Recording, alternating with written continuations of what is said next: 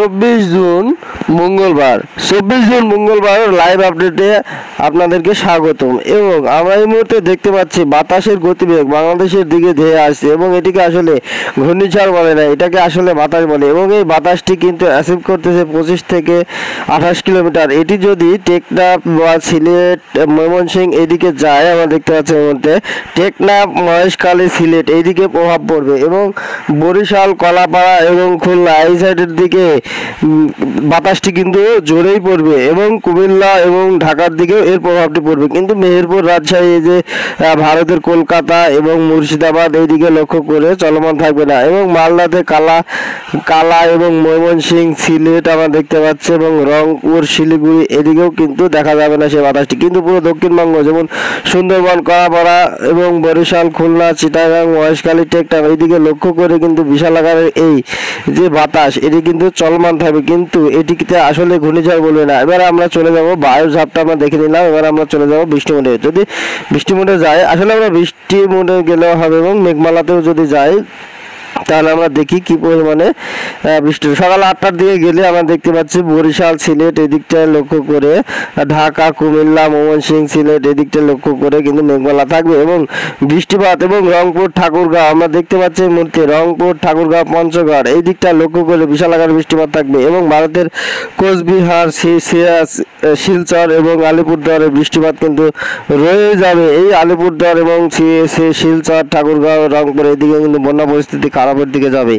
তো তা 8টার পরবর্তী সময় যদি যাই, আমরা 2টার দিকে যাই, তাহলে কালাই তুরা এবং রংপুর এবং ময়মনসিংহ ঢাকা কুমিল্লা এই সাইডে কিন্তু বৃষ্টিপাত হালকা মাঝারি সারাদিনকে লক্ষ্য করে চলমান থাকবে।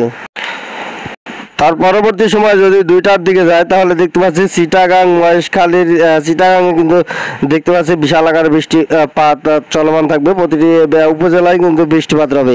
তো মেঘমালা কিন্তু সারাদিনকে লক্ষ্য করা যাবে। মেঘমালার সাথে কিন্তু সেদিনকে লক্ষ্য করে ঝড়ো হাওয়া কিন্তু বিকেলের দিকে একটু বেশিই পড়বে। তো তাপমাত্রার সাথে তাপমাত্রাও কিন্তু কয়েকটি জেলায় কিন্তু রৌদ্র উজ্জ্বলও থাকবে। এই মেঘমালা আমরা দেখতে পাচ্ছি কয়েকটি জেলায় কিন্তু তাপমাত্রাও থাকবে।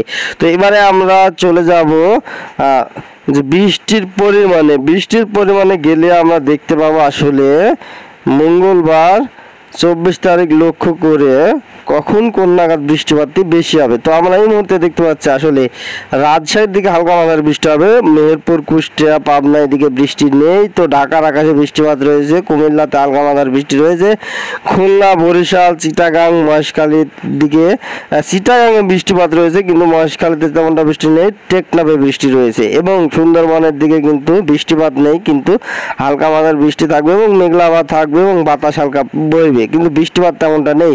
সাতক্ষীরা খুলনা এদিকটা হালকা মাঝারি বৃষ্টি এবং যশোরে কোনো বৃষ্টিপাত নেই, শৈলকুপা বৃষ্টি নেই, ফরিদপুরে বৃষ্টি নেই, পাবনাতেও বৃষ্টি নেই। তো তা বাদে কিন্তু প্রতিটি জেলায় আমি যেই কটা জেলা বললাম সেই কটা জেলায় কিন্তু কয়েকটি জেলায় বৃষ্টিপাত নেই এবং কাপাসিয়া প্রতিটি জেলায় প্রায়, আর আমি দেখাইতেছি না, প্রতিটি জেলায় কিন্তু বৃষ্টি রয়েছে। কিন্তু বেশি বৃষ্টি রয়েছে কিন্তু সিলেট শিলচরের দিকে বেশি বৃষ্টি রয়েছে, ময়মনসিংহ কালাই রংপুরের কথা না বললেই নয়, রংপুরে কিন্তু বেশি বৃষ্টি রয়েছে, ঠাকুরগাঁয়ে বেশি বৃষ্টি, দিনাজপুর পঞ্চগড় এই দিকটা লক্ষ্য করে বিশাল আকারে বৃষ্টিপাত চলমান থাকবে এবং বন্যা পরিস্থিতি খারাপ চলে যাবে।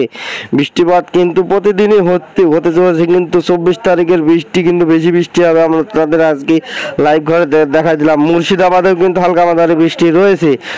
তো এইরকম নতুন নতুন খবর পেতে অবশ্যই দয়া করে আমার এই চ্যানেলটি সাবস্ক্রাইব করে পাশে থাকবেন এবং লাইক করে দেবেন এবং শেয়ার করে দেবেন।